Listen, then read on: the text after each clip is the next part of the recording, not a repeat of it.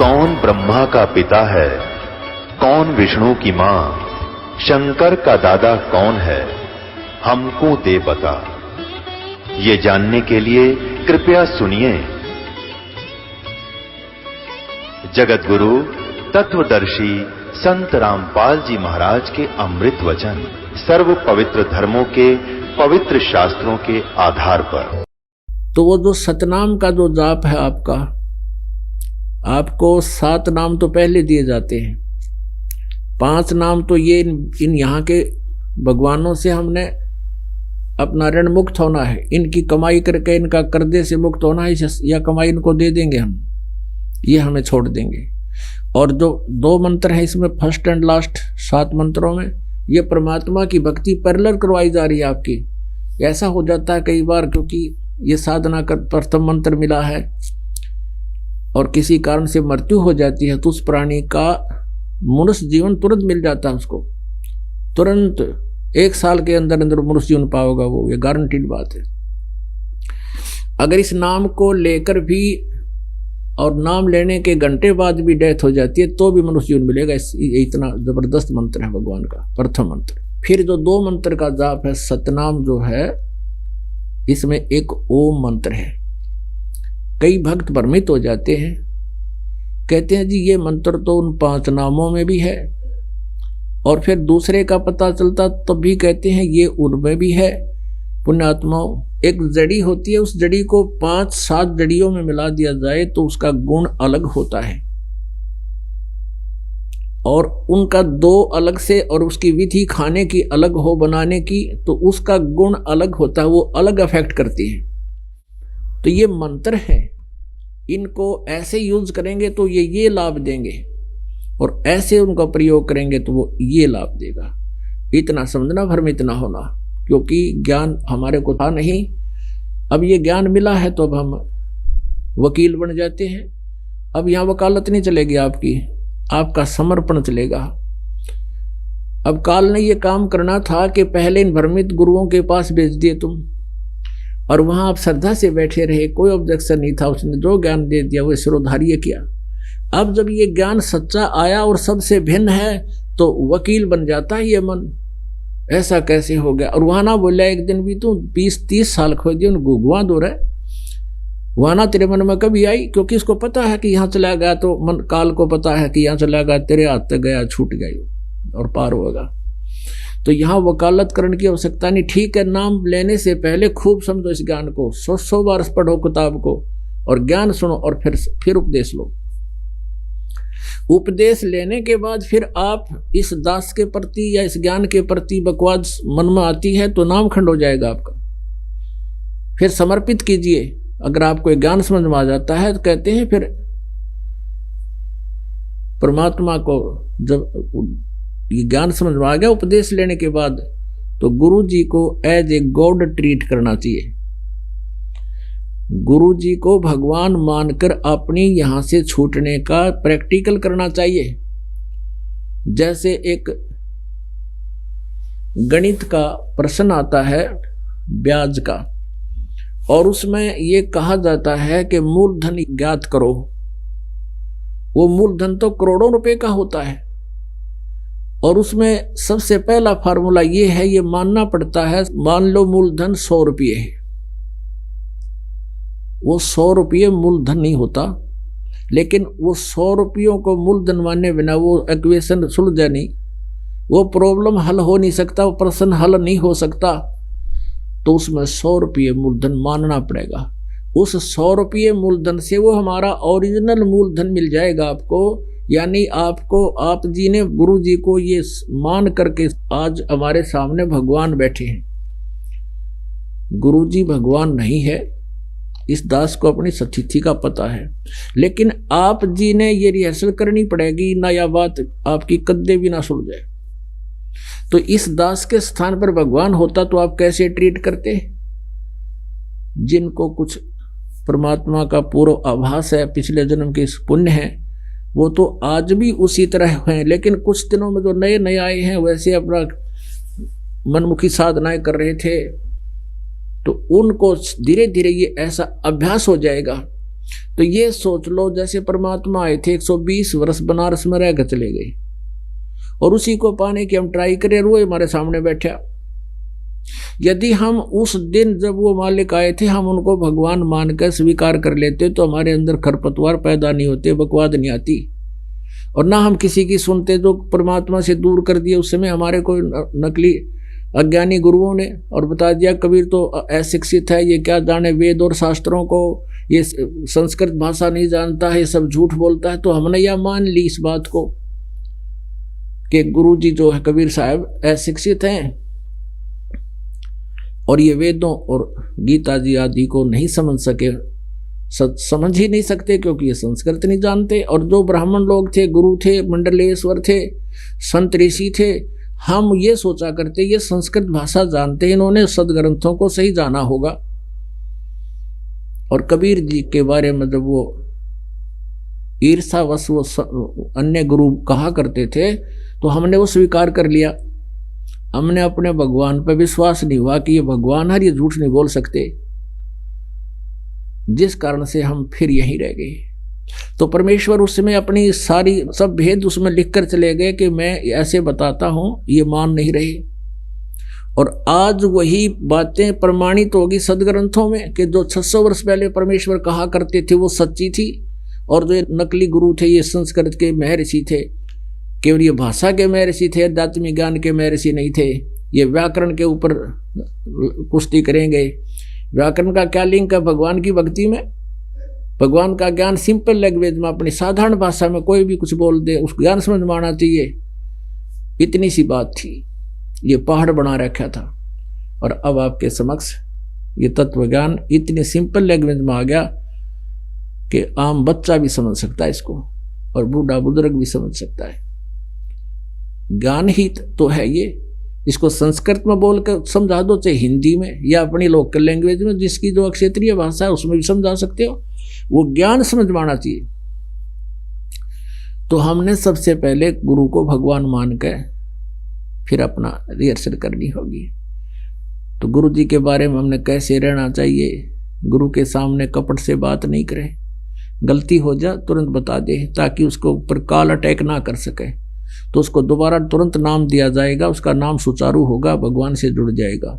नहीं तो कभी भी काल अटैक कर सकता है। जो शराब पीते हैं, बीड़ी पीते हैं, आन उपासना कर लेते हैं, मांस खा लेते हैं या कोई अन्य जो मर्यादा है तोड़ देते हैं और वो फिर बताते नहीं, दोबारा उसको शुद्ध नाम को कराते नहीं, उन पे कभी भी काल अटैक कर सकता है। तो इसलिए अपना गलती को हो भी जाती है क्योंकि इस भयंकर लोक है, तो तुरंत मालिक से सुचारू करवाओ, दोबारा जुड़ाओ कनेक्शन को। कनेक्शन कटने के बाद पावर आएगी नहीं, आपके घर पे बिजली नहीं आएगी, कोई भी काम नहीं होगा। तो गुरु जी के पास आकर ऐसे भाव से रहे। तो वहां हम जब जाएंगे त्रिकुटी के ऊपर, वहां परमेश्वर हमें मिलेंगे इस दास के रूप में। और जैसी भी इस दास के प्रति आपकी यहाँ भावना होगी, वो स्वप्न होता है तो यहाँ शरीर छूट जाएगा। आप स्वप्न में कई बार ऐसे जाते हो, ऐसे ही वहां जाओगे और आपको लगेगा जैसे हम सचमुच यहाँ आ गए। तो वहां आपसे कोई पूछने की आवश्यकता नहीं, आपके अंदर अपने आप आपका पारदर्शक शरीर है वहां पर, और अंतःकरण में जो भी होगी आपकी बाहर दिखाई दे, जैसे आंखों के अंदर से आप देख रहे हो अपनी भक्ति के लक्षण, तो वहां आप इनको पढ़ सकोगे कि ये किसके हैं और कैसे थे। तो वहां भगवान आपको फिर जिनके सारे नंबर पूरे होंगे, भक्ति सही होगी, उनको साथ लेकर धर्मराज के दरबार में जाता है। और वहां कहते हैं कि ले भाई अपने ओम नाम की कमाई तुम रख लो। इसकी भक्ति जो सतनाम के अंदर 2 मंत्र है, एक ओम एक तत्। गीता जी अध्याय नंबर 17 के श्लोक नंबर 23 में सच्चिदानंद घन ब्रह्म की भक्ति, उसकी प्राप्ति के लिए, पूर्ण मोक्ष के लिए इन 3 मंत्रों का विधान बताया है कि नथिंग एल्स, बस यही मंत्र है। और फिर ये भी ऑप्शन छोड़ रखा है कि तत्वदर्शी संत बतावेगा पूर्ण और ज्ञान जो इससे भी भिन्न होगा हटके, और वो सच्चिदानंद घन ब्रह्म की वाणी से ही बताएगा। तो सच्चिदानंद घन ब्रह्म की वाणी में प्रथम मंत्र अलग से है जिसमें ये 7 मंत्र हैं, और 2 मंत्र ये सतनाम है, और तीसरा एक आदि नाम है जिसको सार नाम कहते हैं। वो सत नाम से जाना, वो कोड वर्ड है उसका सत। जैसे गीता जी अध्याय नंबर 17 के श्लोक 23 में ओम तत्सत है। ओम और तत् ये 2 अक्षर का है, ये तो एक सतनाम बन जाता है। तो इस सतनाम में 2 अक्षर हैं। पहला जो अक्षर ओम है, इसका श्वास उस श्वास से सिमरण करना होता है। तो और दूसरा कोड वर्ड है तत्, वो दास बताएगा, या जिसने सतनाम प्राप्त है वो भक्त खूब जानता है। तो इस ओम नाम की कमाई जो यानी ब्रह्म सत्र की जितनी पूजाएं हैं, यहाँ धार्मिक यज्ञ आपसे कराए जाते हैं। ये एक यज्ञ धर्म की, दूसरी यज्ञ ध्यान, तीसरी यज्ञ हवन की, चौथी यज्ञ प्रणाम, 5वीं यज्ञ ये ज्ञान की। तो ये यज्ञ और ओम नाम का जाप ये काल का ही ऋण उतारने के लिए है। तो वहाँ हम इसको दे देंगे, छोड़ देंगे, फिर ये हमें यहाँ से बरी करेगा। इसकी व्यवस्था होगी, क्योंकि सामने परमात्मा एक वकील के रूप में खड़े होंगे और कहेंगे इसका हिसाब करो, ये आपका अकाउंट क्लियर हो चुका है। जैसे आप जी ने श्रीमद् भगवद गीता अध्याय नंबर 18 के श्लोक नंबर 62 में पढ़ते हो बहुत बार, और अरदास भी बहुत बार आपको दिखा चुका है। तो उसमें ये कहा कि मेरे सतर की अर्जुन तू सर्वभाव से उस परमेश्वर की शरण में जा जिसकी कृपा से तू परम शांति को और सनातन परम धाम को प्राप्त होगा। तो एक तो ये सिद्ध हो गया कि गीता ज्ञान दाता से कोई और है, वो परमेश्वर है, और उसी की कृपा से हम पूर्ण मोक्ष प्राप्त कर सकते हैं और वहां जा सकते हैं जहां जाने के बाद फिर लौटकर कभी संसार में नहीं आते। गीता जी अध्याय नंबर 15 के श्लोक नंबर 1 से लेकर 4 में ये प्रमाण है। उल्टा लटका हुआ संसार रूपी वृक्ष है, ऊपर को इसकी जड़ है, वो पूर्ण परमात्मा है। उस जड़ से ही समझो पूरे पेड़ को आहार प्राप्त होता है, और तीनों गुण रूपी शाखाएं हैं ये। और जो संत इसके विषय में सभी भाग बता देता है, तना कौन भगवान है, डार कौन भगवान है, शाखा कौन भगवान है, जड़ कौन भगवान है, पत्ते क्या हैं, तो वो तत्वदर्शी संत है। तो तत्वदर्शी संत के प्राप्ति के उपरांत 15वें अध्याय के 4थे श्लोक में कहा कि उसके पश्चात परमेश्वर के उस परम पद की खोज करनी चाहिए, जहां जाने के बाद साधक फिर लौटकर कभी नहीं आते। गीता जी अध्याय नंबर 4 के श्लोक नंबर 5 और 9 में, अध्याय नंबर 2 के श्लोक नंबर 12 में, अध्याय नंबर 10 के श्लोक नंबर 2 में गीता ज्ञानदाता अपनी सतिथि बताता है कि अर्जुन तेरे और मेरे बहुत जन्म हो चुके हैं, तू नहीं जानता मैं जानता हूं। तो इसे सिद्ध हो गया कि गीता ज्ञानदाता की साधना करने वाले को सनातन परम धाम शाश्वत स्थान नहीं मिल सकता। शाश्वत स्थान वो है कि जहां जाने के बाद साधक फिर लौटकर कभी संसार में नहीं आते। तत्वदर्शी संत की प्राप्ति के उपरांत 15वें अध्याय के 4थे श्लोक में कहा, उसके पश्चात उस तत्व ज्ञान रूपी शस्त्र से अज्ञान रूपी सब अंधकार को काट के, यानी तत्व ज्ञान से समझकर उसके पश्चात परमेश्वर के उस परम पद की खोज करनी चाहिए, जहां जाने के बाद साधक फिर लौटकर कभी संसार में नहीं आते। आज दिन के सत्संग में भी आपको ये कंसेप्ट क्लियर किया था, क्योंकि ये आप बच्चे हो, विद्यार्थी हो, दास या आध्यात्मिक टीचर है, तो आपको रह रह कर ये ज्ञान कंठस्थ कराया जाएगा। बहुत बार सारा वर्ष आपकी रिपीटेशन कराई जाएगी, जब जाकर आपके हृदय में ये ज्ञान समाओगा। और दूसरा ये समझो कि जब तक हम रोगी हैं, हमने पूरा औषधि खानी पड़ेगी, समय पर वो टेबलेट वही होती हैं, और दोनों टाइम फांकी मारनी पड़ेंगी, तभी स्वस्थ होंगे। तो फिर क्या बताया कि वहां जाने के बाद फिर लौटकर कभी संसार में नहीं आते। गीता जी अध्याय नंबर 8 के श्लोक नंबर 13 में गीता ज्ञानदाता कहता है कि ओम इति एकाक्षरम ब्रह्म व्यवहारण माम अनुस्मरण यह प्रयाति तजन देहम सयाति परमाम गतिम। मुझ ब्रह्म का एक ओम अक्षर है, नथिंग एल्स, और अंतिम श्वास तक इसका जो सिमरण करता हुआ शरीर छोड़कर जाते समय इसका उच्चारण करके सिमरण करता हुआ जाता है। वो परम गति को प्राप्त होता है। ओम से मिलने वाली परम गति वो क्या है? वो ब्रह्मलोक तक पहुंच जाता है। और गीता जी दहन विराट के श्लोक नंबर 16 में कहा कि ब्रह्मलोक पर्यंत भी पुनरावृत्ति में, वहां गए हुए भी जन्म मृत्यु में आते हैं। वो शाश्वत स्थान नहीं है कि जहां जाने के बाद फिर लौट कर कभी नहीं आते। यानी ओम की साधना से भी, ब्रह्म सरपुरुष की साधना से भी शाश्वत स्थान नहीं मिला और वो पूर्ण मोक्ष नहीं हुआ जहां जाने के बाद कभी लौट कर नहीं आते। तो इससे सिद्ध हो गया कि ब्रह्म की साधना भी व्यर्थ है। व्यर्थ है मैंने इनकम्प्लीट है। वो परम शांति और सनातन परम धाम नहीं मिल सकता जो 18वें अध्याय के 62वें श्लोक में कहा है कि अर्जुन तू सर्वभाव से उस परमेश्वर की शरण में जा, उसकी कृपा से ही तू परम शांति को और सनातन परम धाम को प्राप्त होगा। अपने आत्मा अब गीता जी अध्याय नंबर 18 यो लास्ट अध्याय है, अंतिम, और 62 से लेके आगे तक ये लास्ट श्लोक है, मंत्र है, और 66 तक निर्णायक ज्ञान दिया। आगे फिर और अन्य बातें कुछ और टाइप की बोली हैं। यहां तक एक भक्ति से लिंक है इसका। और यहां ये क्या कहता गीता ज्ञानदाता 18वें अध्याय के 62 में तो ये कह दिया कि तू सर्वभाव से उस परमेश्वर की शरण में जा, उसकी कृपा से तू परम शांति को और सनातन परम धाम को प्राप्त होगा। ठीक है।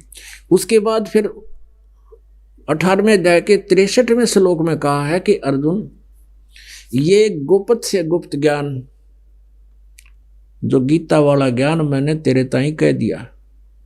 अब 8वें अध्याय के एक श्लोक में अर्जुन ने पूछा कि जो आपने 7वें अध्याय के 29वें श्लोक में जिस तत्ब्रह्म के बारे में कि उस तत्ब्रह्म को जान लेता है जो अध्यात्म ज्ञान से पूरा परिचित हो जाता है, सब कर्मों को जानता है, तो वो व्यक्ति केवल जरा और मरण से छूटने का ही प्रयत्न करता है। वो किसी और वस्तु की डिमांड नहीं करता।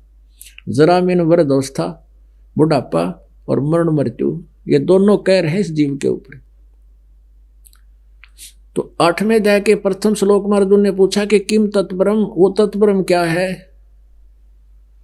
कि जिसके जानने के बाद इंसान यहाँ की किसी वस्तु की डिमांड नहीं करता, केवल यहाँ से पीछा छुटवाने की ही चेष्टा करता है।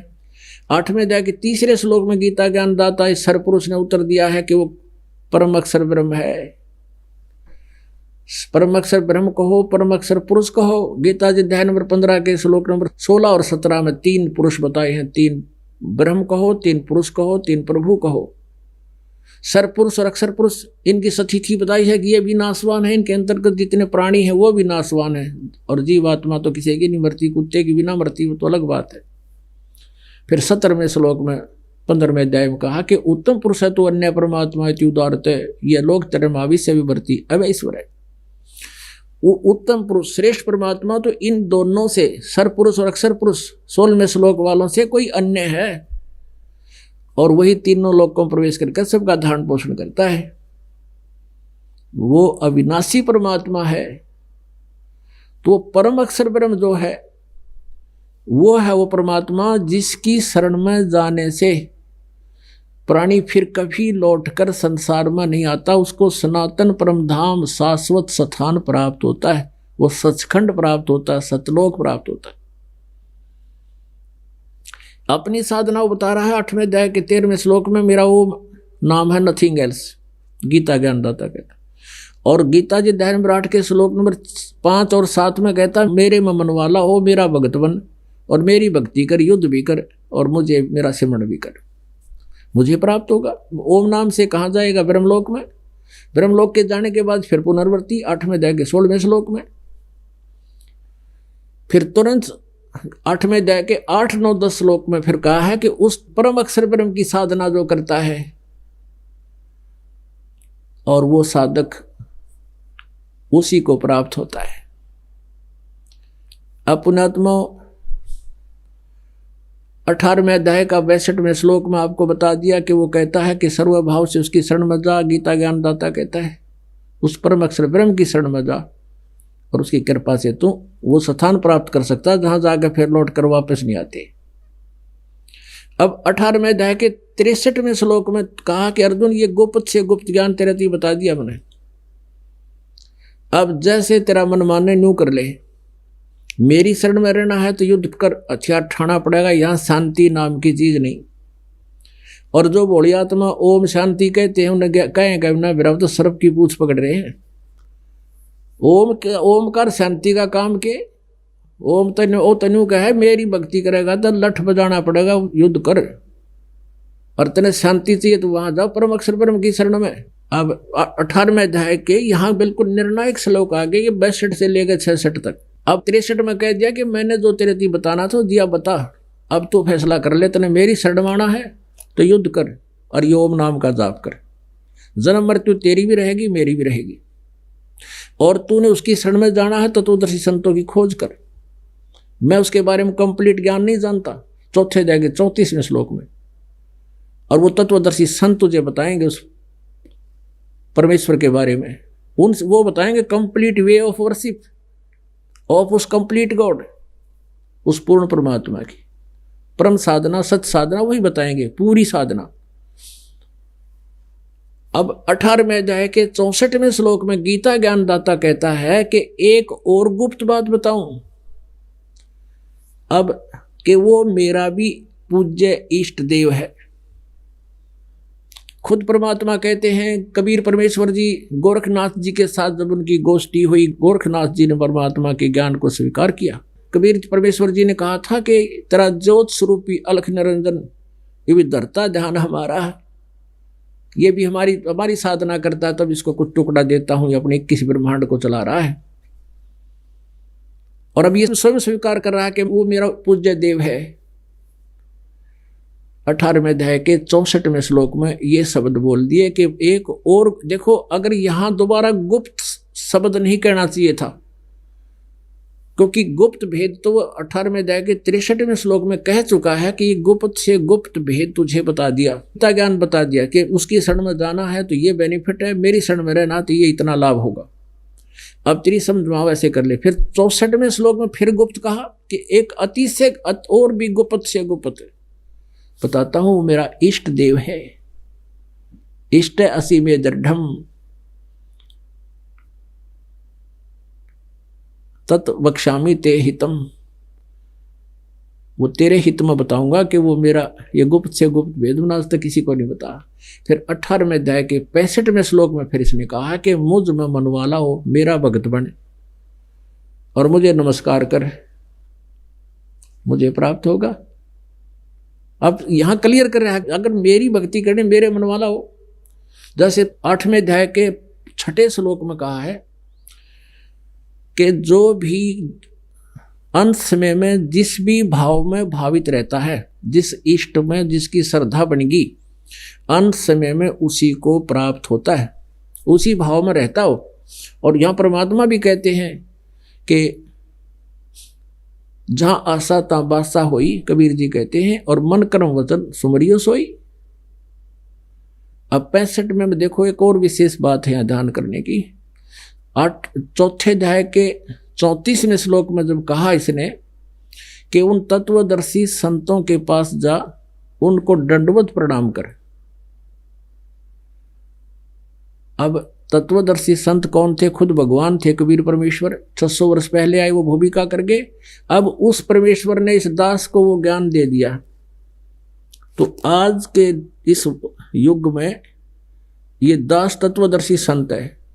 अब गीता ज्ञानदाता कहता है कि इसे ज्ञान के बताने वालों को दंडोत प्रणाम कर। अपने बारे में कहता मुझे नमस्कार कर।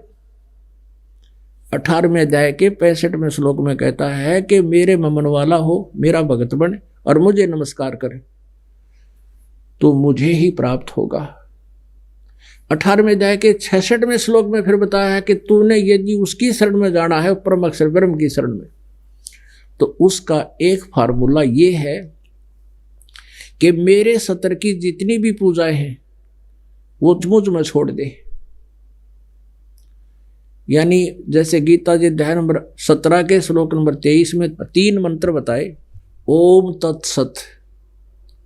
तो ओम तो ये सरपुरुष का 15वें अध्याय के 16वें श्लोक में और 17वें श्लोक में 3 पुरुष हैं, सरपुरुष, अक्षर पुरुष, एक परम अक्षर पुरुष, उत्तम पुरुष, तो अन्य।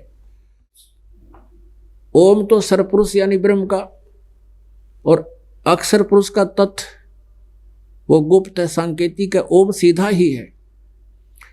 और सत जो है ये परम अक्षर ब्रह्म का, परम अक्षर पुरुष का। तो इन 3 मंत्रों से परमात्मा प्राप्ति होगी। और अन्य जो मंत्र हैं वो यहाँ तक ऋण मुक्त होने के, चिरकुटी तक जाने के हैं, ये सभी मिलकर सहयोगी हैं इसमें। तो मूल मंत्र है यहाँ पर कि ओम नाम का जाप हम काल को दे देंगे, ब्रह्म को। अब त्रिकुटी पर जब हम पहुंच जाएंगे तब इसका हिसाब करवाएगा परमेश्वर आकर के, ना ये कदे भी ना हिसाब करे हमारा। आप यहाँ देखते हुए कल रखा ना सूत माता साहब तो ना बताई जाते, और ये तो यहाँ काल का तब कसूता जकड़ है इस जीव के ऊपर। तो स्वयं परमेश्वर आते हैं और इनको लेकर धर्मराज के दरबार में जहाँ अकाउंट होता है सबका, वहाँ जाते हैं और वहाँ उनको उनका इतिहास दिखाते हैं। परमात्मा वकील बनते हैं आपका कि देखो आपका विधान है। गीता अध्याय नंबर 18 के 66 में लिखा है कि सर्वधर्मान प्रीतज माम एकम शरणम व्रज अहम तवा सर्व पापे भय मोक्षामि मा शुच। ये तुम्हारा ही विधान है, तुम्हारे भगवान ने बोल रखा है और ये विधान है, इसके आधार से हमारा हिसाब करो और लो अपने ओम नाम का जाप पर ये सारी पकड़ो, यज्ञ याग जितने हमने कर रखे तुम्हारी सत्र और हमारे सब ये जितने भी इसका जो पाप है वो कैंसिल करो। वकील सामने जब दिखा देता है जज को कि ये विधान ये बोल रहा है तो जज उसको तुरंत करता है, वो फिर नहीं सुनता किसी की, क्योंकि विधान में जो लिखा फाइनल हो तो उसी समय वो न्यायाधीश ऐसे ही करना शुरू कर देता है जो यहाँ का ब्रह्मांड का न्यायाधीश काल ने बैठा रखे है, धर्मराज जिसे कहते हैं। तो ये क्या कहता है कि सर्वधर्मान प्रीतज माम एकम शरणम व्रज। अब इन्होंने अनुवाद गलत कर रखे यहाँ पर अनाड़ियों ने, इन अज्ञानियों ने, गीता अनुवाद करताओं ने, जो महर्षि को आया करते मंडलेश्वर को आवे थे, बड़ी बड़ी फीत 1008 और 10,008 क्या लिख लेते अपने आगे पाछे, कुछ लगा लो घर की फीत, घर की वही काका लिखनिया, कुछ लिखो अपना। अब पता चलेगा महर्षि कैसे होते हैं, ज्ञान के सामने पता लगा उन्होंने क्या ज्ञान था, रविदास को क्या पता है, भगवान ने क्या बता रखा, कबीर जी ने। अब कौन थे वो तत्वदर्शी संत, कौन थे विद्वान, वो कबीर परमेश्वर थे जो 600 वर्ष पहले हमारे सदग्रंथों में के गुड रहस्य को सिंपल लैंग्वेज में लिखवा के चले गए। तो यहाँ क्या कह रहे हैं, ये गीता ज्ञानदाता कहता है सर्वधर्मान प्रीतज माम, मेरे सतर के जितने भी साधनाएं हैं, धार्मिक क्रियाएं हैं, धर्मान पूजाएं हैं, उन सबको मुझ में छोड़ दे, मेरे को दे दे। एकम शरणम व्रज, एकम जिसके बराबर दूसरा ना हो, अद्वितीय प्रभु सर्वशक्तिमान, उस परम अक्षर ब्रह्म की शरण में तू जा। अहम तवा सर्व पापे भय मोक्षामि मा शुच, मैं तुझे सभी पापों से मुक्त कर दूंगा। जब हम किसी का ऋण दे देंगे, जब तक ऋण नहीं देते थे, पहले क्या था, जैसे कोई गरीब आदमी किसी से पैसे ले लेता और वो पैसे नहीं देता तो उसको अपने नौकर लगा लेता था खेतों में या दुकान पर या फैक्ट्री में, और कोई आकर का उसका हिसाब करवा दे, ठीक है भाई तू इसका पैसा पकड़ और इसको छोड़, तो फिर उसको छोड़ना पड़ता था। तो हम हमारे परमात्मा वहाँ जाएंगे और कहेंगे ले भाई तुम अपना पकड़ो और इसका सब ऋण मुक्त कर दो, इसको, इसका जो भी उधार है सब खत्म करो। अब यहाँ आपको थोड़ा सा श्रीमद् भगवद गीता को रूबरू कराते हैं और उसी समय आपके विश्वास होगा कि सचमुच ये दास जो वर्बली बोल रहा है ये सच्ची सब सत्य है। एक शब्द भी दास बोलेगा वो शास्त्र अनुकूल होगा और आप कभी भी उसको मिला सकते हैं, कंपेयर कर सकते हैं, तो कभी आपको गलत नहीं मिलेगा, क्योंकि हम उस सच साहिब के अनुयायी हैं, उस सच्चे भगवान के अनुयायी हैं जो केवल सत्य ही पसंद करता है, वो बकवाद नहीं सुन सकता। तो हमारी हिम्मत नहीं हम कोई एक भी शब्द गलत बोल के किसी को गुमराह कर दें। हमने भगवान अपने से बहुत डर लगता है और आपको ये विश्वास दिलाना होगा प्रारंभ में कि ये दास जो कह रहा है सत्य है, और फिर कुछ दिनों के बाद ऐसा आएगा कि आप इस दास ने ये पुस्तक दिखाने की आवश्यकता नहीं पड़ेगी, और आप जो दास शब्द निकालेगा आप कहोगे 100 की 100 सत्य है। तो ये बताने दिखाने जताने के लिए कि दास जो बोल रहा है और हमारे भगवान कबीर परमेश्वर ने 600 वर्ष के पहले जो कहा था वो सारा सत्य था और वो परमात्मा है। इसके लिए आपको पुस्तक दिखाते हैं। श्रीमद् भगवत गीता, गीता प्रेस गोरखपुर से प्रकाशित। इसके अनुवादक हैं जय दयाल गोविंद का। गीता प्रेस गोरखपुर से प्रकाशित। अध्याय नंबर 4 का श्रीमद् भगवत गीता, अध्याय नंबर 4 श्लोक नंबर 25। दूसरे योगीजन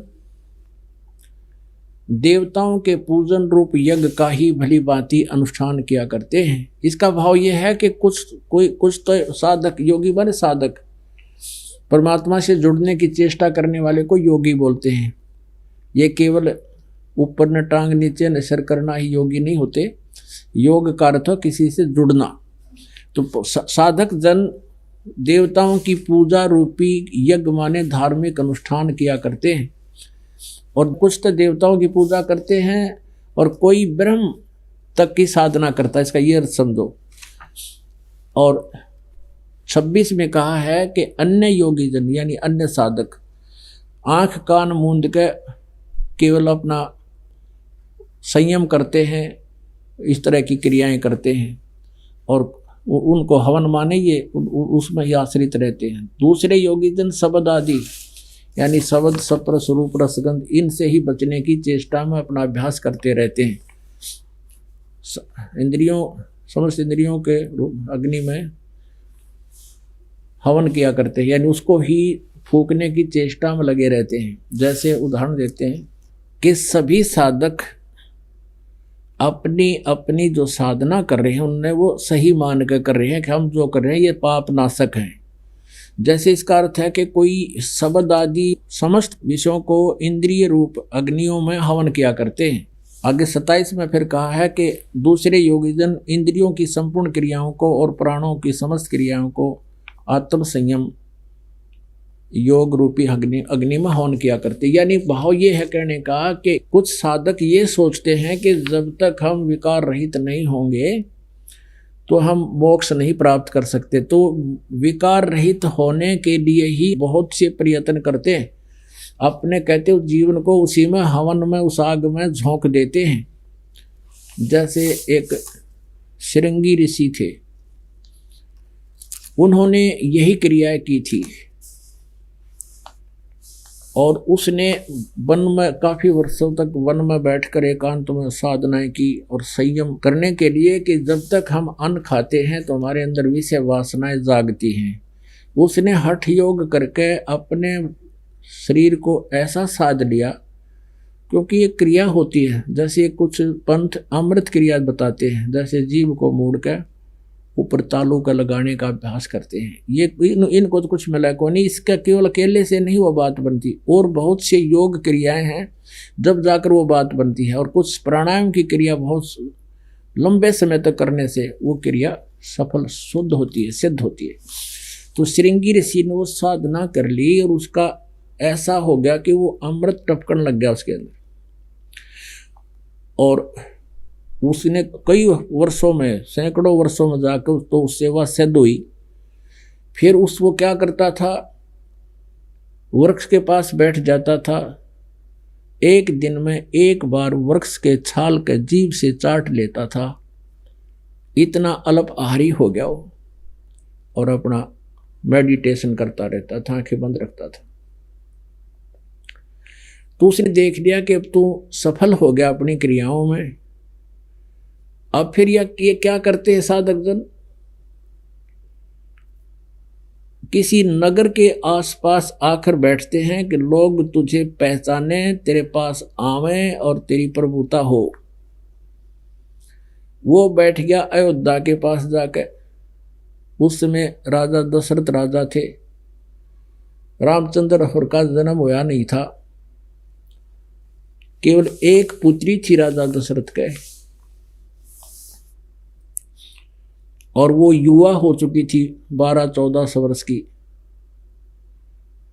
तो श्रृंगी ऋषि वहाँ अयोध्या के बनी में जाकर बैठ गया। बनी में जो निकट नगर शहर के आसपास का जो क्षेत्र होता है उसको बनी बोलते हैं।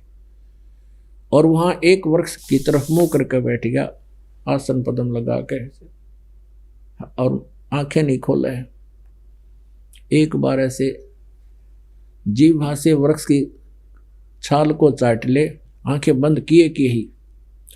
तो वहाँ शहर में इस बात का खूब जोर शोर से चर्चा हुई कि एक ऐसा महापुरुष आया है, कुछ नहीं खाता पीता, आज 1 महीना हो गया उसको बैठे को, और उसको हम बहुत दिनों से देख रहे हैं, वो वहीं बैठा है, ना कहीं फ्रेश होने जाता है, ना जलपान करता है, ना कहीं और सैर सपाटा करता है, वहाँ बैठा है। इस बात की चर्चा आग की तरह फैल गई पूरे अयोध्या में।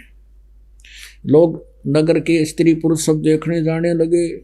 सारा दिन वहाँ जमघटा लगा रहे आसपास, और वो ऐसा ही करे, एक बार जीभ लगाए बाकी आंखें बंद रखे। अब जब आदमी जीभ लगा हुआ है तो इतना तो ध्यान है कि तू कुछ चाटे है, तो आसपास की उसकी प्रशंसा के आवाज भी सुना थी।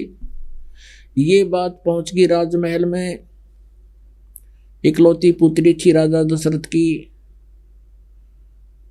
उसने अपने पिता से आज्ञा ली कि मैं भी महात्मा के दर्शन करने जाऊंगी। आज्ञा दे दी। साथ में उसकी नौकरानियां चली गई, दासी बांदी चली गई, अंगरक्षक चले गए। अब वहां क्या देखा, अब उस लड़की ने, किसी ने बताया कि इसकी आंखें कैसे खोले महात्मा। उसने प्रश्न किया अपने मंत्रियों से कि इस महात्मा आंखें खोले तो बात करें इससे कुछ हम, तो ये तो ऐसे बैठे हैं, कुछ हमें उपदेश देवें। तो मंत्रियों ने पूछा किसी से, उन्होंने बताया कि जहां ये जिभ से चाटता है वृक्ष की छाल को, वहां पर थोड़ा सा शहद लगा दो, और अगले दिन थोड़ा सा ज्यादा लगा दो। ये धीरे धीरे इसके अंदर यो प्रवेश करेगा शहद या शक्ति, तो अपने आप आंख खोल देगा। राजा की लड़की को पता चला, वो शहद लेगी साथ में, और जहां वो एक बार जीभ लगाता था वहां शहद लगा दिया। अब ऋषि पहले तो एक बार जीभ मारा करता, उस दिन 2 बार मारी उसने, कोई मीठा लग गया। अगले दिन फिर ये क्रिया की, अगले दिन तो काफी देर चाटता रहा उसको, और तीसरे दिन उसने आंख खोल ली, इधर उधर देखा, भोजन साथ ले गए थे, आहार खिलाया, खीर खिला दी, फल दे दिए। हफ्ते पाछा छकन लग गया, कति टाट सी हो जा पेट उसका। अब राजा से प्रार्थना की लड़की ने कि महात्मा जी को अपने घर ले आए। राजा दशरथ ने उसको गुरु बना लिया, और जो पुत्र प्राप्ति की यज्ञ भी उसने श्रृंगी ऋषि की देखरेख में की थी।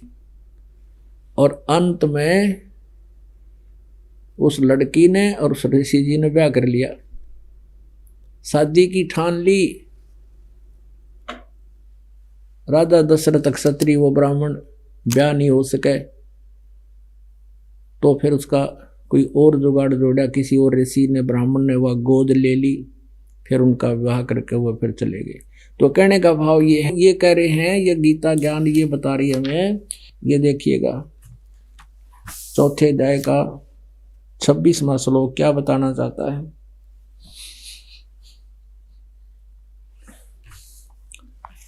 ये 4थे अध्याय का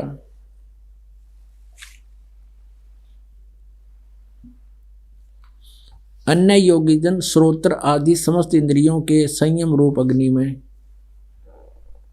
आह्वान किया करते हैं। कुछ तो कान बंद करके इसको, और फिर दूसरे शब्द आदि विषयों को, शब्द आदि सपद सपरस रूप रसगंध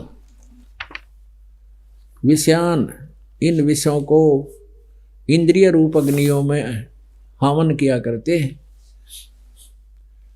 और दूसरे इंद्रियों की संपूर्ण क्रियाओं को, प्राणों की समस्त क्रियाओं को, यानी सांस और श्वास को कहते देखते रहो, श्वास बाहर आ रहा है इस पर ध्यान रखो, अंदर जा रहा है ध्यान रखो।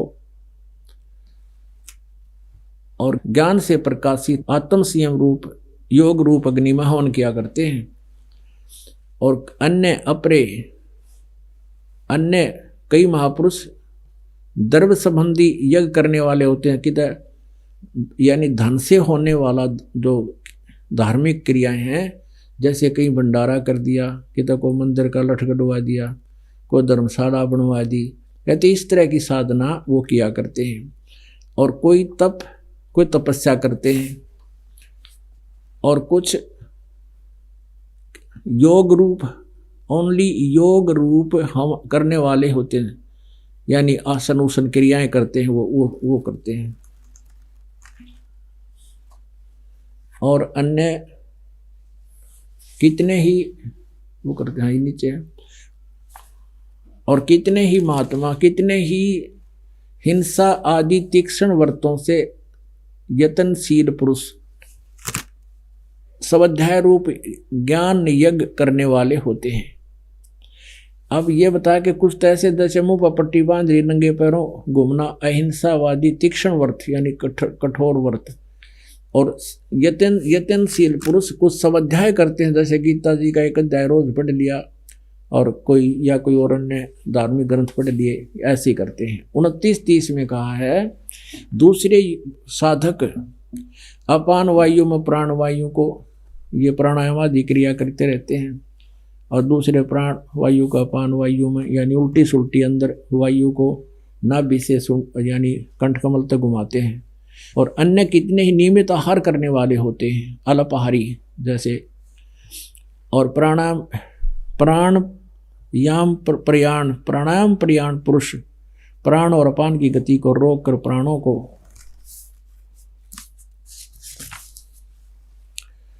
प्राणों में ही हवन किया करते हैं। ये सभी साधक यज्ञों द्वारा पापों का नाश करने वाले, यज्ञों के जानने वाले हैं।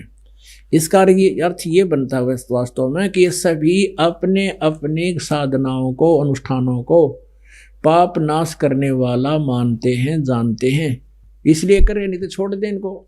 अब जैसे ये जो क्रिया यहाँ बताई है कि कुछ प्राण अपान की गति को रोक कर प्राणों को, और प्राणों में श्वासों को ही श्वासों में हवन किया करते हैं।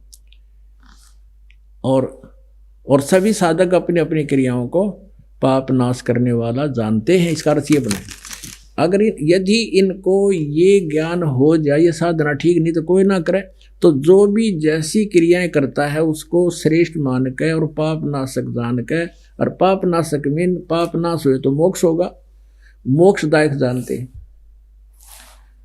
अब जैसे प्राणायाम जो क्रियाएं हैं सांस रोकने की, इन सीख के ये क्या करा, बोला उसने एक बग्गी रोक दी, 4 घोड़े जुड़ रहे थे उसमें, बग्गी रोक दी, योगी था।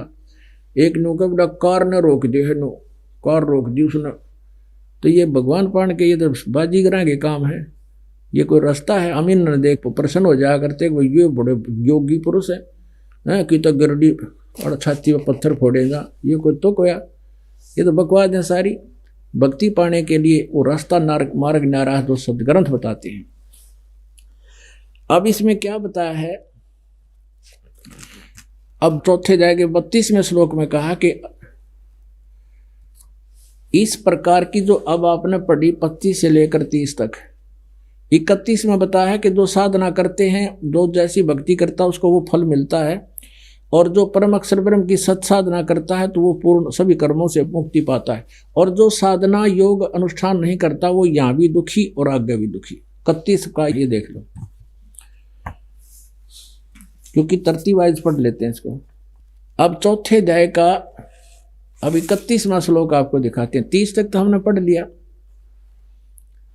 इसमें क्या लिखा है, कुरुश्रेष्ठ अर्जुन, यज्ञ से बचे हुए अमृत का अनुभव करने वाले योगी जन सनातनम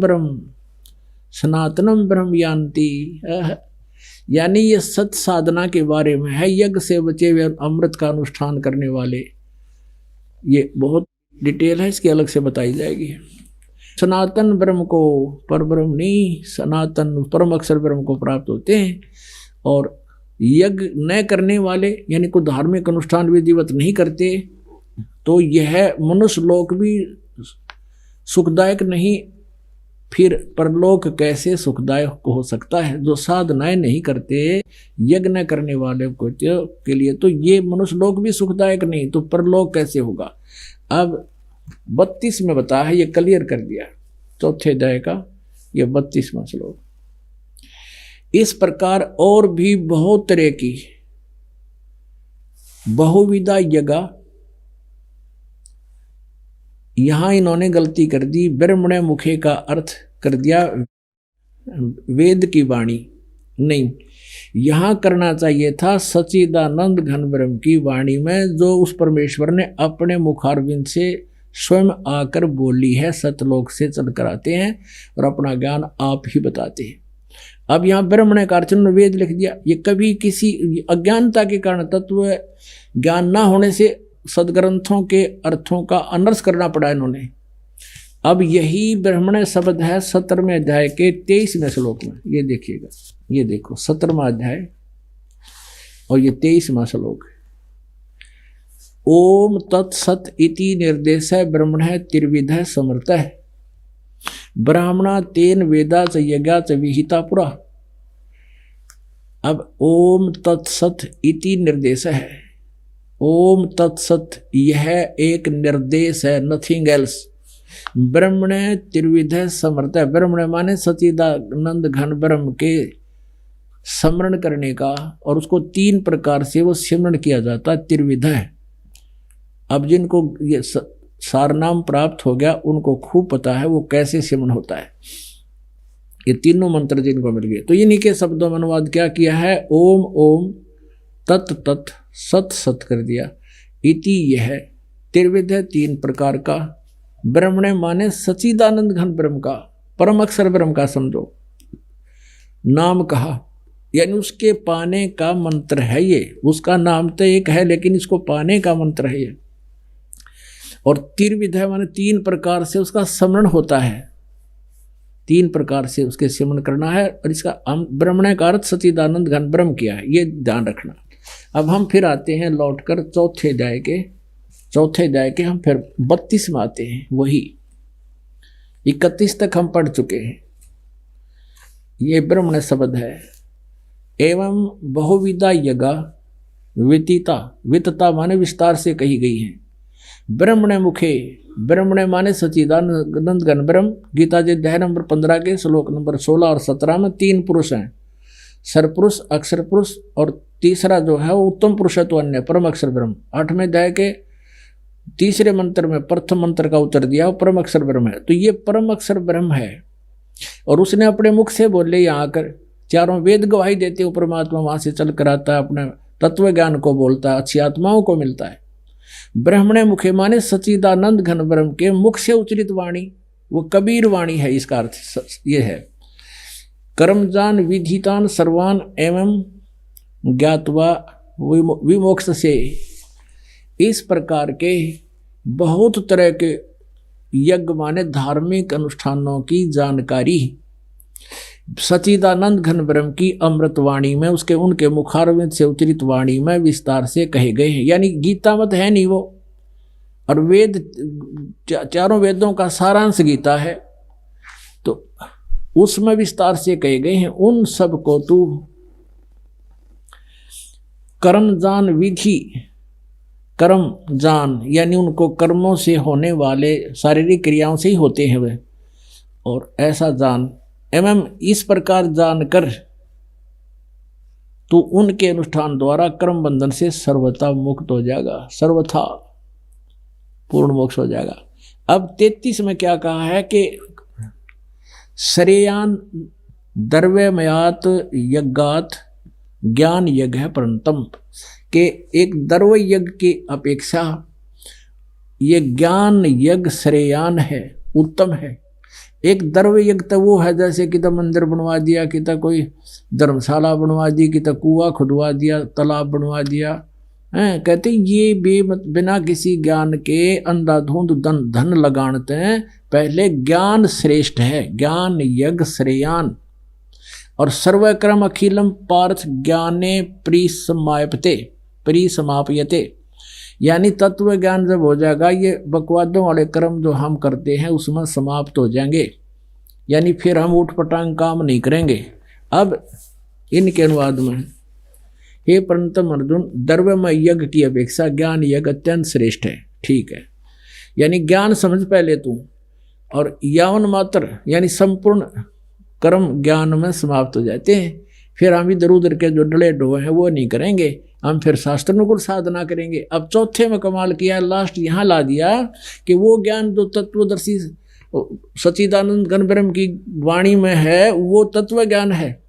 उस ज्ञान को तू तत्वदर्शी ज्ञानियों के पास जाकर समझ, उनको भली भांति दंडवत प्रणाम करने से, दंडवत, और सेवा, अब कपट छोड़कर उनकी सेवा करने से, कपट छोड़कर सेवा करने से और कपट छोड़कर सरलता पूर्वक प्रश्न करने से, तत्वदर्शनी वो परम तत्व के को भली भांति जानने वाले ज्ञानी महात्मा तुझे उस तत्व ज्ञान का उपदेश करेंगे। अब ये कंसेप्ट क्लियर हो गया कि गीता ज्ञान दाता स्वयं कह रहा है कि इस गीता के अंदर वो ज्ञान नहीं है जो सच्चिदानंद घन ब्रह्म की वाणी में है, और उसी से पूर्ण मोक्ष होगा और नहीं होगा। उसी से वो सच्चिदानंद घन ब्रह्म प्राप्त होगा, जहां जाने के बाद फिर लौटकर संसार में नहीं आते। फिर इसने प्रमाणित, फिर संकेत कर दिया 15 में अध्याय के 1 से लेकर 4 में, 16 और 17 में क्लियर कर दिया इसने सारा कंसेप्ट।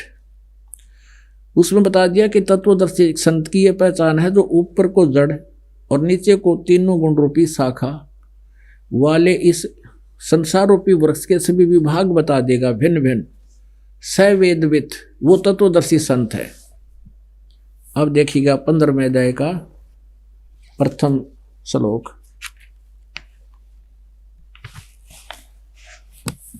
गीता अध्याय नंबर 15 का ये पंचदशो अध्याय, अथ पंचदशो अध्याय। ऊर्ध्व मूलम अधः शाखम अश्वत्थम प्राहु अव्यम, ऊपर को जड़ और नीचे को शाखा वाला ये संसार रूपी वृक्ष अविनाशी कहा गया है। छंदासी यस्य प्रणानी ये तम वेद सवेदवित, सवेदवित अविनी के शब्दों में आदि पुरुष परमेश्वर मूल वाले, यानी जिस परमात्मा की जड़ तो समझो पूर्ण परमात्मा है इस वृक्ष की। अब देखिएगा ये देखिएगा, ये संसार रूपी वृक्ष देखो, अब आसानी से समझ में आएगा। ऊर्ध्व मूलम अधः शाखम, ऊपर को जड़ और नीचे को शाखा वाला उल्टा लटका हुआ संसार रूपी वृक्ष का चित्र।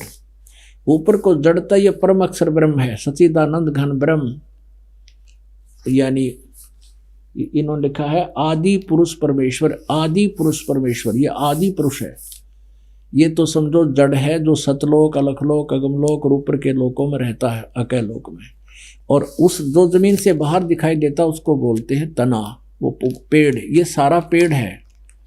और वो परम अक्षर ब्रह्म गुप्त है, वो जड़ है समझो। अब ये है जमीन से बाहर जो हिस्सा पेड़ का दिखाई दे, वो पेड़ कहलाता है। तो परमेश्वर कबीर जी ने 600 वर्ष पहले आकर बताया था अक्षर पुरुष एक पेड़ है, और निरंजन को सरपुरुष भी कहते हैं। सरपुरुष वा की डार और तीनों देवा शाखा है, ये पात रूप संसार। ये सच्चिदानंद घन ब्रह्म की वाणी में है, और उस परमेश्वर ने आके ये बताया था। अक्षर पुरुष तो ये तना है, और उसकी ये मोटी डार है, ये सरपुरुष ज्योति निरंजन, ये काल।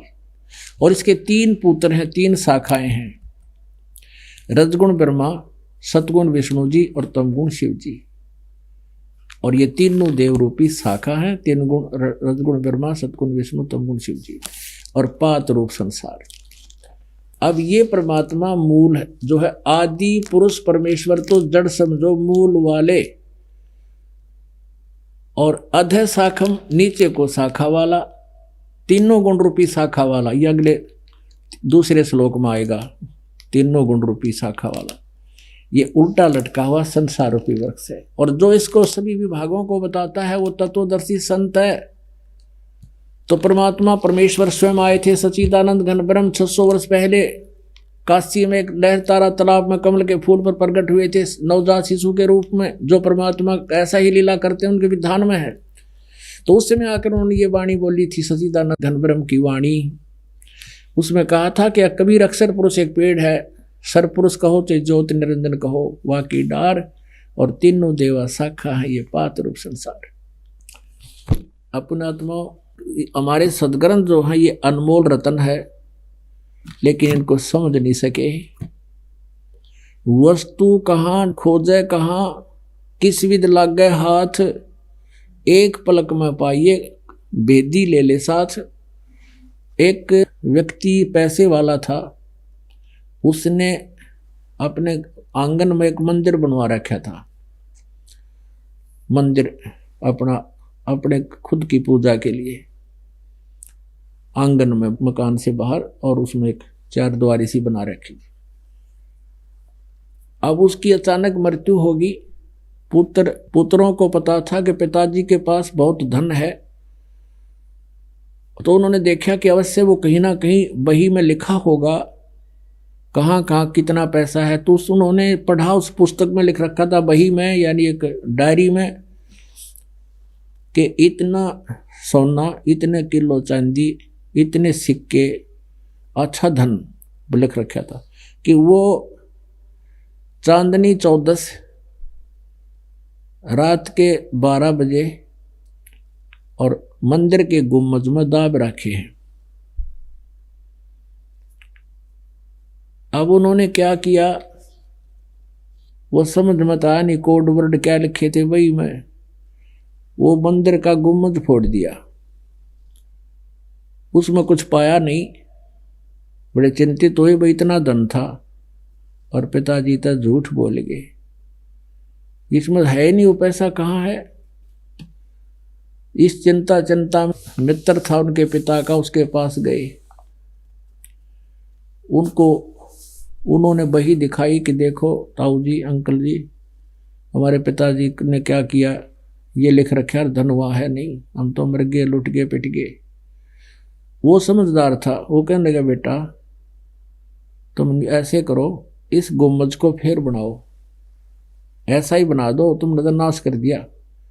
अब वो बिना पावड़ा दाव रखा था क्योंकि वो निशान खत्म। उसका अर्थ ये था जब रात के 12 बजे और चांदनी 14 यानी सुदी 14, तो उसका अर्थ था कि उस रोशनी के उस समय चांद की 14 के दिन और गुम्बद की परछाई जहाँ जावा, जहाँ गुम्बद बन जा छाया से, वो कोडवर्ड थे, वहाँ खोदना था आंगन, तोड़ दिया गुम्बद बिना अकल क्या ने। तो दोबारा गुम्बद बनवाया अगले 14 के दिन। फिर वो रात के 12 बजे उसके अंकल ने वो निशान लाग बेटाड़े खोदो, वो न्यू का न्यू पा गया, सारा धन दबाया। तो ये न सब ने हमारा गुम्बद फुड़वा दिया।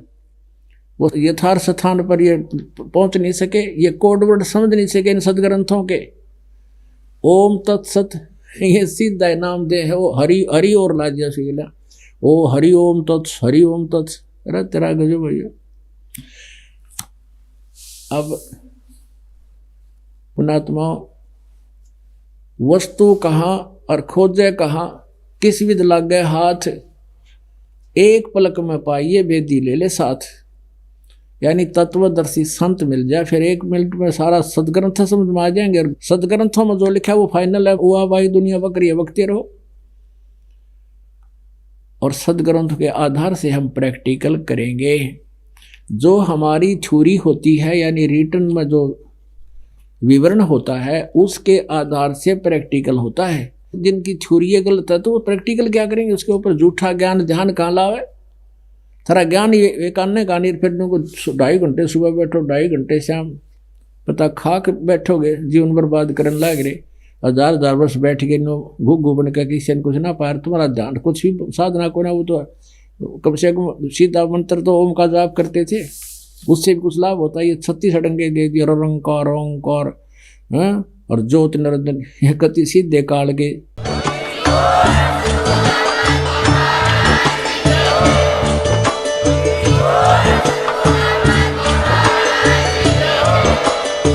सुन रहे थे जगत गुरु तत्वदर्शी संत रामपाल जी महाराज जी के मंगल प्रवचन। अधिक जानकारी के लिए विजिट कीजिए हमारी वेबसाइट www.jagatgururampalji.org। संत रामपाल जी महाराज जी के शुभ आशीर्वाद से पूरे विश्व भर में 500 से भी ज्यादा नाम दीक्षा केंद्र हैं, जिन पर संत रामपाल जी महाराज जी द्वारा ऑनलाइन निशुल्क नाम दीक्षा दी जा रही है। अपने नजदीकी नाम दीक्षा केंद्र का पता करने के लिए संपर्क करें 8222880541।